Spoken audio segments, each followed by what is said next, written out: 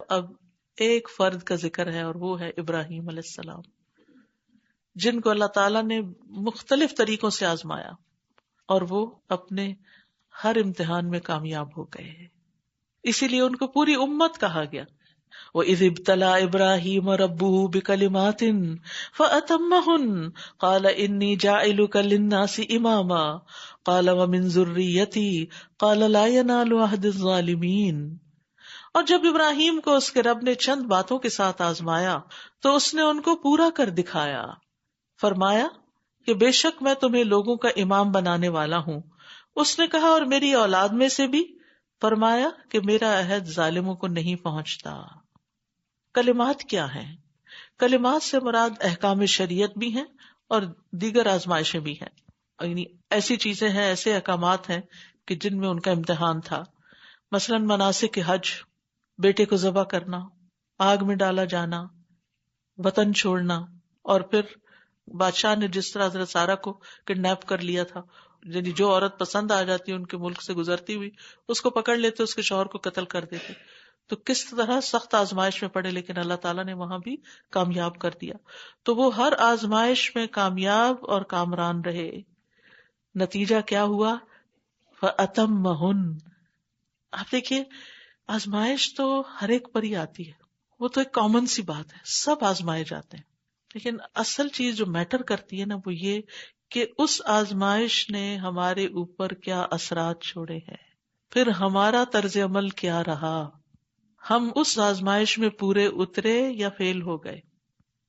فیل کیسے ہو گئے؟ اللہ کو اور ناراض کر دیا، اللہ سے ناراض ہو کر کے مجھے کیوں اس میں مبتلا کیا، دین سے دور ہو گئے، نماز روزہ چھوڑ دیا. یہ ہے کمپلیٹ فیلئر. اور دوسرا طرز عمل کیا ہے کہ پھر بھی اللہ سے راضی رہنا اور وہ کرتے رہنا جس کا اللہ نے حکم دیا ہے. اب دیکھیے ہر حکم ہی ایک امتحان ہے کہ ہم پورا کرتے ہیں یا نہیں. حکم کیا ہے؟ کلمہ. تو ابراہیم علیہ السلام کو جو حکم ملا انہوں نے پورا کر دیا. دنیا میں اللہ نے جزا دے دی، اور وہ کیا تھی؟ قال انی جاعلک للناس اماما. تو یاد رکھیے امتحان کیوں لیا جاتا ہے؟ امتحان کے بعد کیا ملتا ہے؟ ریوارڈ ملتا ہے، آپ کا درجہ بلند ہو جاتا ہے. کسی بھی اسکول میں آپ داخل ہوتے ہیں، کسی بھی کالج میں آپ جاتے ہیں، تو امتحان سے جو بچے گزرتے ہیں ان کا حال سب ماؤں کو پتا ہوگا. اپنا تو بھول گئے نا، لیکن یہ کہ بچوں کے ساتھ ماؤں کا بھی امتحان شروع ہو جاتا ہے. بعض تو ڈپریشن کا شکار ہو جاتے ہیں، بعض سخت نروس ہوتے ہیں، بعض سخت سٹریس میں ہوتے ہیں. تو اس کے بعد جب وہ اچھا پیپر ہو جاتا ہے، اچھا ایگزام ہو جاتا ہے، پھر اس کے بعد کیا ہوتا ہے؟ اچھے گریڈز آتے ہیں اور ماں باپ کا سر بھی فخر سے بلند ہو جاتا ہے اور بچے بھی خوش ہو جاتے ہیں اور پھر اگلے درجے میں چلے جاتے ہیں. تو یہ ایک قدرتی نتیجہ ہوتا ہے امتحان کا. جب بھی کسی پر کوئی مشکل آ جائے نا، سمجھیں اللہ کسی کام کے لیے تیار کر رہا ہے. اللہ تعالیٰ مجھے اس امتحان کی چکی سے نکال کر اپنے کام کا بنانا چاہتا ہے. اس پر غور کرے کہ یہ آزمائش کیوں آئی ہے، اللہ تعالیٰ اس کے ذریعے مجھے کیا سکھانا چاہتا ہے، کیا دینا چاہتا ہے، کس کام کے لیے تیار کر رہا ہے. کیونکہ ہم تو اسی رونے دھونے میں بیٹھ جاتے ہیں کہ ہو کیوں گیا، ساری توجہ اس پہ آ جاتی اور سیلف پیٹی کا شکار ہو جاتے ہیں اور اصل مقصد ہی بھول جاتے ہیں. اب اگر کوئی دنیا میں طالب علم جو ہے امتحان میں صرف رونا دھونے شروع کر دے کہ امتحان کیوں آتا ہے، میں نے نہیں جانا اسکول، تو آپ خود سوچیے کہ پھر وہ نکما ہی رہ جائے گا نا، اس کو کچھ حاصل تو نہیں ہوگا. تو یہ تو اس دنیا کا بھی طریقہ ہے. آگے بڑھنے کے لیے آپ کو مشکلات کی بھٹی سے گزرنا پڑتا ہے. آپ دیکھیے کہ تیل کیسے بنتا ہے. کولو کے بیل پہلے وہ بناتے تھے نا، کولو کے گرد گھومتے رہتے تھے تب تیل بنتا. آپ نے تو کسی نے نہیں دیکھا ہوگا، مجھے بچپن دیکھنے کا اتفاق ہوا کہ وہ بےچارے ایک چھوٹا سا کمرے میں اس میں گھومتے رہتے، چکر دیتے رہتے. جوس کیسے بنتا ہے، آپ کی اسموودی کیسے بنتی ہے، اتنا کچھ مارکیٹ میں آگے شیلف کے اوپر، یہ سب کچھ کسی پروسیس سے گزرتا ہے تب اس کی ایک خاص شیپ بنتی ہے، ایک خوبصورت شکل بن جاتی ہے. تو اصل میں امتحان ایک پروسیس ہوتا ہے جو کسی مقصد کے لیے ہوتا ہے. اس کے بعد آپ کو کچھ بنایا جانا ہوتا ہے، یا آپ اللہ کے زیادہ قریب ہو جاتے ہیں یا آپ اور دور ہو جاتے ہیں. تو ہر تکلیف میں یہ دیکھیں کہ اس تکلیف نے آپ کو قریب کیا یا دور کیا. اگر آپ قریب ہو جاتے ہیں تو پھر انعام شروع ہو جاتے ہیں. قال انی جاعلک للناس اماما. فرمایا میں تجھے لوگوں کا امام بنانے والا ہوں، لیڈرشپ کے منصب پہ فائز کرنے والا ہوں. آج آپ دیکھیں صرف مسلمان نہیں، یہودی، عیسائی، مشرکین عرب، سب کے سب ابراہیم علیہ السلام کو اپنا بڑا مانتے ہیں. واقعی امام بن گئے، وہ سب کے امام بن گئے. لیکن یہ ایسے ہی امامت نہیں ملی تھی ان کو، یہ بلند درجے یوں ہی نہیں ملا کرتے. تو اس وقت قال ومن ذریتی، انسان کو جب کوئی چیز ملتی ہے نا تو فوراً سب سے پہلا خیال اس کو کیا آتا ہے؟ میرے بچوں کا کیا ہوگا. کیونکہ سب سے زیادہ انسان کو بچوں سے ہی محبت ہوتی، فطری محبت ہے، یہ کوئی اسے کم نہیں کر سکتا. یا پھر ماں باپ سے زیادہ ہوتی ہے، پھر اس کے بعد باقی رشتے بھی آ جاتے ہیں. ایکسیپشنل کیسز کچھ ہو سکتے ہیں جو ان کے علاوہ بھی ہوں، لیکن عمومی بات کر رہی ہوں. تو اس میں آپ دیکھیے کہ ان کا میری ذریت کا کیا ہوگا. یاد رکھیے ذریت جو ہوتی ہے نا وہ صرف بچوں کے بچے نسل کے لیے استعمال ہو. میری نسلوں کا کیا ہوگا؟ کیا وہ بھی امام رہے گی؟ قال لا ینال عہد الظالمین، اللہ تعالیٰ نے جواب دیا کہ میرا عہد ظالموں کو نہیں پہنچے گا. یہ وعدہ ظالموں کے لیے نہیں. اور ہم دیکھتے ہیں کہ پارشلی تو وعدہ پورا ہوا کہ آپ کی اولاد میں سے جو نیک تھے وہ امام بنے. سب سے زیادہ پیغمبر دنیا میں ابراہیم علیہ السلام کی اولاد میں پیدا ہوئے. ابراہیم علیہ السلام کے بعد بلکہ جتنے نون پیغمبر ہیں وہ سب کے سب انہی کی اولاد میں سے ہیں. آپ سوچئے کہ وہ تو دنیا سے جا چکے، لیکن کیسا بڑا صدقہ جاریہ، ایک کے بعد ایک سینکڑوں سالوں پر محیط. اور پھر سب سے بڑی بات ہے کہ خود محمد صلی اللہ علیہ وسلم بھی آپ کی اولاد میں سے ہیں، بنو اسماعیل میں سے. ایک اولاد وہ ہے جس میں سے حضرت اسحاق میں سے یعقوب میں سے 12 بیٹے، پھر ان کے آگے 12 نسلیں، اور وہ داؤد علیہ السلام، سلیمان علیہ السلام، زکریا، یحییٰ، عیسیٰ، یہ سب انہی کی اولاد میں سے. اب آپ دیکھیے کہ ایک بیٹے سے تو فوری طور پر سلسلہ شروع ہو گیا امامت کا، اور دوسرا بیٹا اسماعیل علیہ السلام فوری طور پر کوئی نبی نہیں آیا. تقریباً 2000 سال بعد محمد صلی اللہ علیہ وسلم دنیا میں تشریف لائے. ایک دعا ہزاروں سال بعد قبول ہو رہی ہے. لیکن اگر کوالٹی کے اعتبار سے دیکھا جائے، درجے کے اعتبار سے دیکھا جائے، رتبے کے اعتبار سے دیکھا جائے، تو چاہے وہ ہزاروں سال بعد پوری ہوئی دعا، لیکن مقام کہاں ملا. تو یہ اس میں ہمارے لیے زندگی کا ایک لیسن ہے کہ بعض ہماری دعائیں انسٹنٹلی فوراً قبول ہو جاتی. ہم اپنی آنکھوں کے سامنے اپنے کام کے نتیجے دیکھ لیتے ہیں، یعنی اچھے کاموں کے، اور بعض اوقات نہیں دیکھتے تو ہم تھوڑا مایوس بھی ہونے لگتے، پتہ نہیں میں ٹھیک بھی کر رہی ہوں کہ نہیں، کوئی فائدہ نہیں ہوتا نظر آتا، مجھے بس کام کو میرا خیال ہے چھوڑ ہی دینا چاہیے. شیطان ایسے بس اسے ڈالتا ہے. اتنی دعائیں کی ہیں، اتنی چیریٹی دی ہے، اتنا فلاں کیا ہے، اتنا تعلیم دی ہے، لیکن کوئی اثر ہوتا نظر نہیں آتا. آپ کو کیا معلوم کس پہ کہاں بیٹھے کیا اثر ہو جائے، اور وہ آپ کے لیے کتنا بڑا صدقہ جاری میں جو آپ کے خواب و خیال میں بھی نہ ہو.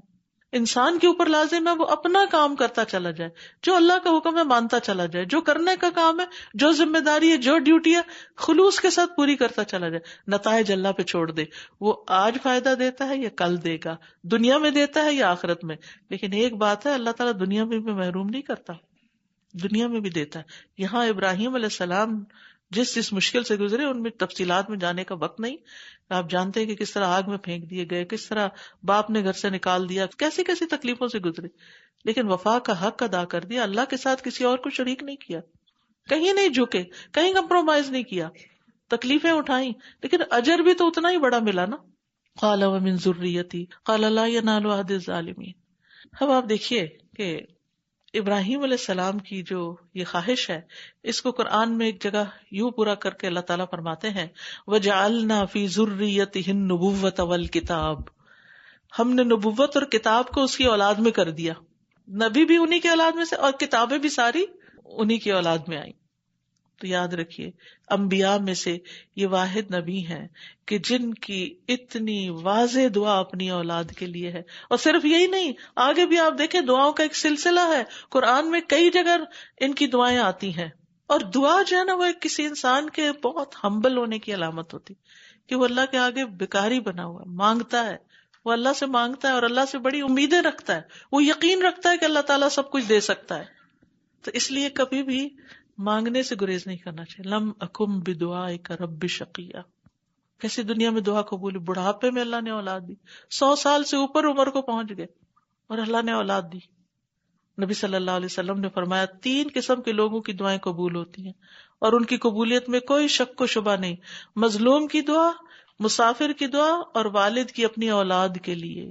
اس لیے اپنے بچوں کے لیے خوب دعائیں کرتے رہیں، کیونکہ بعض اوقات ہم بچوں کے رویے سے مایوس بھی ہونے لگتے ہیں. دعا بھی کرتے ہیں، سمجھاتے بھی ہیں، یہ نہ نماز کی طرف آتے ہیں نہ دین کی طرف آتے ہیں، یہ کوئی کام سیدھا نہیں کرتے، ان کا کیا بنے گا، ہم دنیا سے اڑ جائیں گے، ان کو کون پوچھے گا، پتہ نہیں کیسے کیسے اندیشے ہوتے ہیں. دعا کرنا نہ چھوڑیں. ہو سکتا ہے آپ کی زندگی میں ہی آپ کے طریقے پہ پلٹ آئے. تو آپ کا کیا طریقہ؟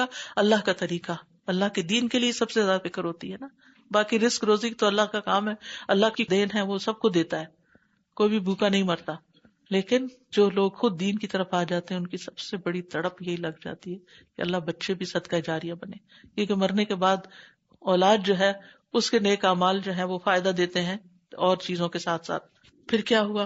وَإِذْ جَعَلْنَا الْبَيْتَ مَثَابَةً لِلنَّاسِ وَأَمْنًا وَاتَّخِذُوا مِن مَّقَامِ إِبْرَاهِيمَ مُصَلًّى وَأَهِدْنَا إِلَىٰ إِبْرَاهِيمَ وَإِسْمَاعِيلَ أَن طَهِّرَا بَيْتِيَ لِلطَّائِفِينَ وَالْعَاكِفِينَ وَالرُّكَّعِ السُّجُودِ. اور جب ہم نے بیت اللہ کو لوگوں کے لیے لوٹ کر آنے کی جگہ اور جائے امن بنایا اور حکم دیا کہ مقام ابراہیم کو نماز کی جگہ بنا لو، اور ہم نے ابراہیم اور اسماعیل سے عہد لیا کہ تم دونوں میرے گھر کو طواف کرنے والوں اور اعتکاف کرنے والوں اور رکوع کرنے والوں اور سجدہ کرنے والوں کے لیے پاک رکھو. وَإِذْ جَعَلْنَا الْبَيْتَ، کون سا بیت ہے یہ، کون سا گھر ہے؟ بیت اللہ. اللہ نے اس کو فضیلت دی، اس کو اپنا گھر کہا، جو کس نے تعمیر کیا تھا؟ ابراہیم علیہ السلام نے. اس کو بنا دیا کیا؟ مثابہ. مثابہ کے دو معنی، ایک ہے ثواب حاصل کرنے کا ذریعہ. وہاں جب انسان جاتا ہے تو کیا ہوتا ہے؟ وہاں کا سفر بھی ثواب، وہاں کا طواف ثواب، وہاں اعتکاف ثواب، وہاں قرآن پڑھنا ثواب، وہاں نمازیں پڑھنا. ایک نماز کا ثواب کتنا ہے؟ 1,00,000 کے برابر. گھر میں آپ 1,00,000 نمازیں پڑھیں، کہاں پڑھ سکتے ہیں آپ لاکھ؟ اور وہاں ایک نماز پڑھیں تو برابر اجر ہے، اتنا بڑا اجر. تو اب آپ سوچئے کہ اس گھر کو اللہ نے ثواب کی جگہ بنا دیا. سبحان اللہ. اکثر لوگ ہالیڈیز کے لیے ادھر ادھر پتہ نہیں کہاں کہاں جاتے رہتے ہیں، اللہ کے گھر نہیں جاتے. کتنی بڑی محرومی ہے. تو اس لیے کوشش کر کے جس کو جتنی اللہ نے حیثیت توفیق دی ہے تھوڑا تھوڑا جمع کر کے، آسان ہے، بچوں کو لے کر جائیں تاکہ ان کے اندر بھی ایمان پیدا ہو اور ثواب بھی حاصل ہو. اور دوسری یہ کہ بار بار لوٹ کے جانے کی جگہ، ایک دفعہ جا کے دیکھیں پھر دل کرتا واپس بار بار جائیں. تو وہ اللہ تعالیٰ نے خود ہی بتا دیا کہ بار بار لوٹ کر آنے کی جگہ کہ ایک دفعہ جا کے پھر بے قراری ہوتی ہے کہ پھر جائیں پھر جائیں، تسکین نہیں ہوتی کبھی بھی، بلکہ شوق بڑھتا ہی چلا جاتا ہے. اس کو ہم نے امن کی جگہ بنا دیا، ثواب کی جگہ اور امن کی جگہ. اور حکم دیا کہ مقام ابراہیم کو نماز کی جگہ بنا لو. مقام ابراہیم وہ پتھر ہے جس پر کھڑے ہو کر ابراہیم علیہ السلام نے بیت اللہ کو اوپر سے تعمیر کیا. لمبے قد کے تھے، نیچے سے تو ابراہیم اور اسماعیل علیہ السلام مل کے تعمیر کرتے رہے، لیکن ایک جگہ آئی کہ اب ہاتھ نہیں پہنچتا تھا، تو دونوں مل کے ایک پتھر لائے، یہی پتھر، اور پھر اس پہ کھڑے ہو کر آپ تعمیر کرتے رہے. پہلے یہ پتھر بالکل ساتھ لگا ہوا تھا کعبہ شریف کے. عمر رضی اللہ عنہ نے اس کو اس جگہ پہ کر دیا جہاں اب ہے، کیونکہ لوگوں کی کثرت ہو گئی تھی تو طواف میں مشکل تھی، تو وہ راستے سے ایک طرح سے ہٹا دیا. تو اس پتھر کی بھی بڑی قدر دانی کی ہے، اس پہ حضرت ابراہیم کے پاؤں کے نشان ہے. کیسے اللہ تعالیٰ اپنے محبوب بندوں کی نشانیاں دنیا میں آثار باقی رکھتا ہے. فرمایا اس کے پاس نماز پڑھا کرو، یعنی یہ نہیں کہ اس پتھر کو ہاتھ لگاؤ یا اس کو چومو، اصل جو محبت ہے وہ اللہ کی عبادت کے اظہار کے ساتھ کرو. اور پھر ہم نے ان دونوں سے عہد لیا، گھر بنا لیا، بہت اچھا کیا. انطہرا، دونوں پاک رکھو. اللہ کے گھروں کو پاک رکھنا، ان کو آباد رکھنا، یہ ابراہیم علیہ السلام اللہ کے دوست اور ان کے بیٹے نے کیا. یہ کوئی معمولی خدمت نہیں. بازو کا جیسے کوئی پروگرام ہے، یہی جیسے ڈیوٹی لگنے لگتی ہے نا، تو جو مسجد کو سیٹ اپ کرنے کی، بس کرسیاں رکھنے کی، اٹھانے کی، یہ بڑی مشکل ڈیوٹی لگتی. یہ بھی کوئی کام ہے، کوئی اور نیکی کا کام ہوتا. یعنی شیطان بھلوا دیتا ہے نا کہ یہ رکھنا، یہ اٹھانا، یہ آباد کرنا مسجد کو، یہ بہت بڑی سعادت کی بات ہے، یہ معمولی کام نہیں. اور ایسا کرنے والوں کو کوئی یہ نہ سوچے یہ کیا کام کر رہے ہیں، یہ تو بس ایسے ہی نہیں. یہ کام اللہ نے اپنے دوست کو دیا تھا. ابراہیم کو خلیل اللہ کہا ہے نا، اپنے دوست کو دیا. یہ تو اللہ کے قریب ہونے کا ذریعہ ہے کہ انسان مسجد کی کوئی خدمت کرے، اس کو آباد کرے، اس میں ذکر کا اہتمام کرے، اس میں تعلیم کا اہتمام کرے. کہا کہ ان کو پاک رکھنا. سب سے پہلے طواف کا ذکر کیا گیا کیونکہ طواف صرف وہیں ہوتا ہے. سب سے امپورٹنٹ کام اکثر لوگ مجھ سے پوچھتے ہیں جب عمرہ حج پہ جانے لگتے ہیں وہاں جا کے سب سے زیادہ کیا کریں. بھئی طواف زیادہ کرو اگر ہمت ہے, جان ہے, کیونکہ وہ کہیں اور نہیں ہو سکتا. دوسرے نمبر پر اعتکاف, وہ وہاں تو بہت ہی افضل ہے لیکن کسی اور مسجد میں بھی ہو جاتا ہے. اور تیسرے نمبر پر رکوع اور سجدہ, والرکع السجود, رکوع سجدے کے درمیان میں واو نہیں ہے, وہ ایک ہی مراد ہے نماز. اور رکوع سجود کا ذکر کر کے نماز کے اصل ارکان جو بہت ہی امپورٹنٹ ہیں جن کے بغیر نماز ہی نہیں ہوتی ان کا ذکر کر دیا گیا. تو بہرحال یہ ایک امن والا شہر ہے, جانوروں اور پودوں کو بھی اس میں امن ہے. اس کے پودوں کو کاٹنے سے منع کیا گیا ہے, اس کے شکار کو پریشان کرنے سے یا پکڑنے سے منع کیا گیا ہے. پے در پے اس گھر میں آنے سے فقر دور ہوتا ہے. نبی صلی اللہ علیہ وسلم نے فرمایا پے در پے حج اور عمرہ کرو, بے شک ان کو پے در پے ادا کرنا فقر اور گناہوں کو اس طرح دور کر دیتا ہے جیسے بھٹی لوہے کی میل کو چیل کو دور کرتی ہے.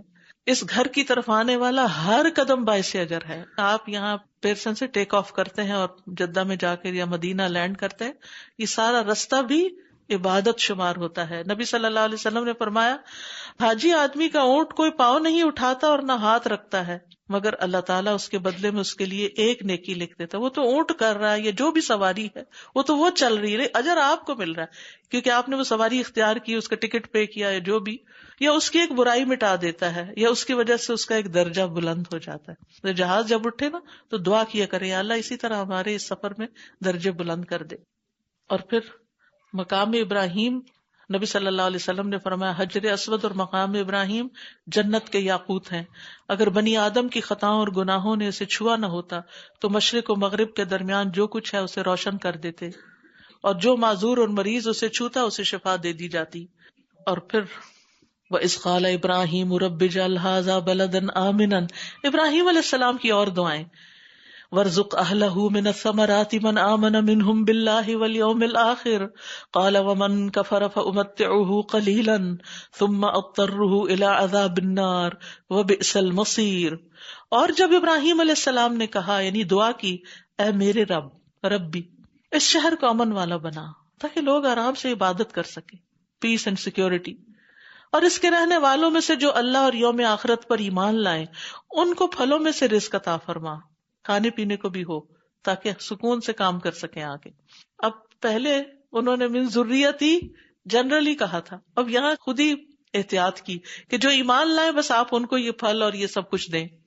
تو اللہ تعالیٰ نے پھر جواب دیا قال ومن کفر فامتعه قلیلا, جس نے کفر کیا اس کو بھی میں تھوڑا سا فائدہ دے دوں گا.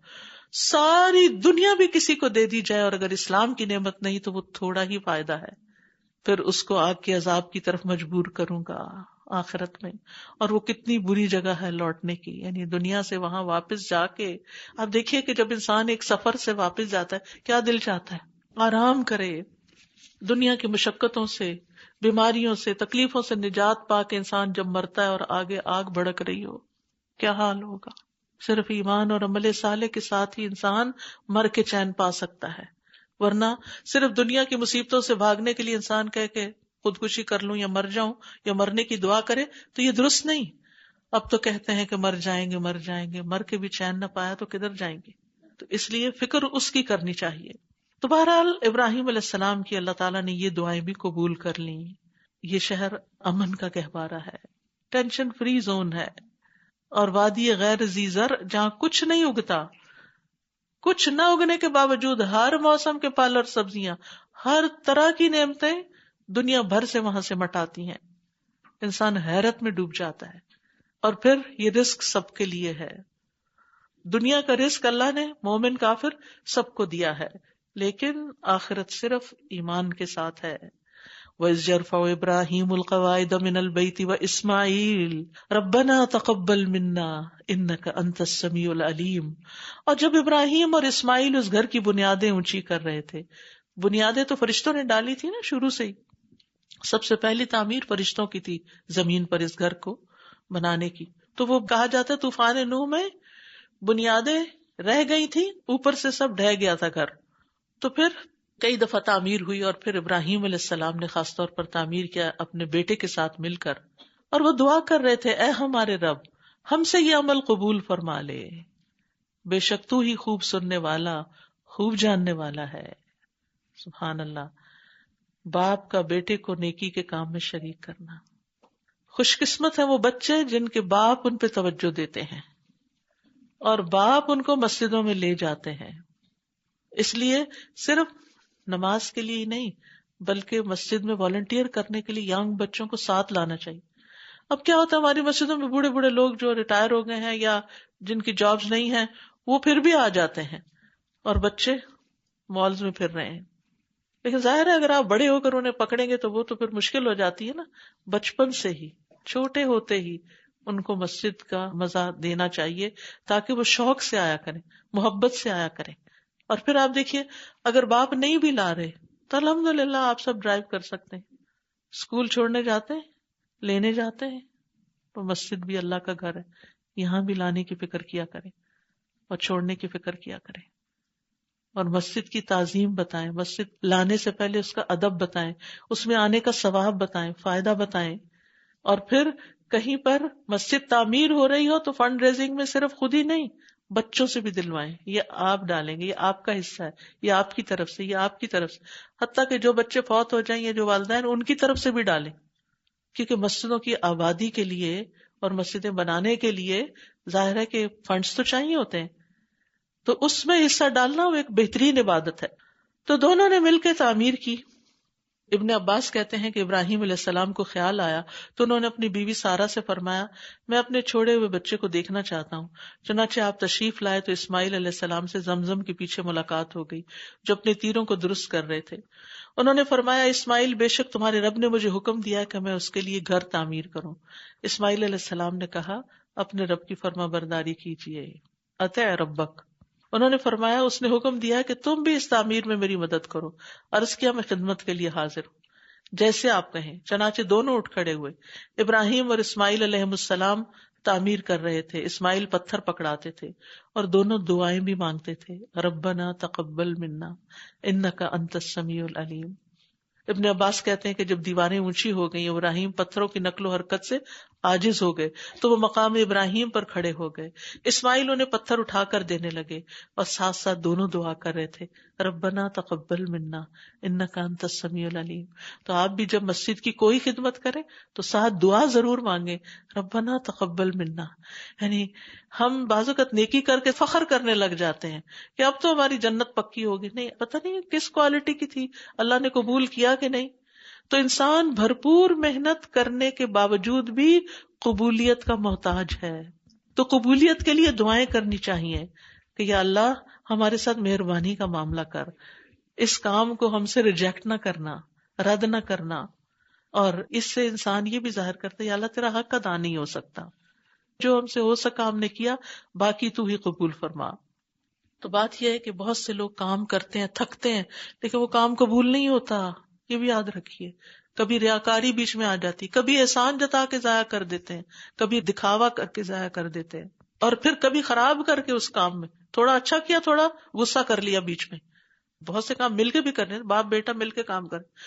کبھی آپ کے گھر میں باپ بیٹے نے مل کے کام کیا, پھر کیا ہوا, اختتام کس پہ ہوا, آپس میں لڑائی شروع ہو جاتی ہے. میں نے تمہیں کہا تھا یوں نہ کرو, وہ کہتے نہیں یوں کریں, یہ ایسا نہیں ویسا کریں. بیٹا سمجھتا ہے جیسے میں زیادہ عقل مند ہوں, باپ کہتا ہے میرا تجربہ زیادہ. چھوٹا سا بھی کام ہو کچھ نہ کچھ کھچ کچ ہو جاتی. تو اچھا اسی طرح کوئی بھی ٹیم ورک جو ہوتا ہے نا, چاہے گھر کے اندر ہو چاہے باہر ہو, تو بعض اوقات ٹیم کا ہر ممبر اپنے طریقے پہ کام کرنا چاہتا ہے, نتیجہ کیا ہوتا ہے وہ دوسرے کے اوپر غصہ کرنے لگتا ہے. دین کا کام کرے, غصہ نہ کریں. اگر کوئی چیز نہیں بھی پسند آتی نا, اللہ اس بندے پہ رحم کرے کہ جس کو دوسرے کی بات اچھی نہیں لگی اس نے اس کو پی ہی لیا, ظاہر ہی نہیں کیا, درگزر سے کام لیا. اس غصے کے پینے کا اجر کتنا بڑا ہے. ان جنتوں کی بشارت دی گئی جس کی وسعت زمین و آسمان کے برابر ہے. تو اس لیے کام کر کے اس کو خراب نہ کیا کریں, اس کی قبولیت کی دعائیں کرتے رہیں, نہ کہ اس کے اندر کوئی بگاڑ پیدا کریں. ربنا وجعلنا مسلمین لک ومن ذریتنا امۃ مسلمۃ لک وارنا مناسکنا وتب علینا انک انت التواب الرحیم. اے ہمارے رب, ہم دونوں کو اپنا فرما بردار بنا اور ہماری اولاد میں سے بھی ایک گروہ کو اپنا فرما بردار بنا. امۃ مسلمۃ لک, کیونکہ پیچھے سن چکے تھے نا, کچھ ظالم بھی ہوں گے، اور ہمیں ہماری عبادت کے طریقے دکھا اور ہم پر مہربان ہو جا، بے شک تو ہی بہت توبہ قبول کرنے والا، نہایت رحم کرنے والا ہے۔ تو آپ دیکھیے کہ ساری دعائیں مانگ کر آخر میں کہتے یا اللہ تو توبہ قبول کر لے، تو مہربان رب ہے۔ کیا انہوں نے کوئی گناہ کیا تھا؟ نہیں، اللہ سے مہربانی کی درخواست کی تھی کہ یا اللہ ہم تیرے محتاج ہیں، ہم سے قصور ہوں گے، لیکن تو معاف کرنے والا ہے، کیونکہ استغفار سے رحمتوں برکتوں کے دروازے کھلتے ہیں۔ تو توبہ جو ہوتی ہے، گناہوں سے ندامت، حقوق واپس کرنا، دوبارہ نہ کرنے کی نیت کرنا، برے خیالات سے بھی رجوع کرنا، اعمال میں کمزوری پہ توبہ کرنا، عبادت کو کامل طریقے سے ادا نہ کرنے پہ توبہ کرنا، اور خاص الخاص لوگ جیسے ابراہیم اور اسماعیل، ان کے تو کوئی گناہ نہیں تھے، پیغمبر معصوم ہوتے ہیں، درجات کی بلندی کا باعث بنتی ہیں ایسی دعائیں۔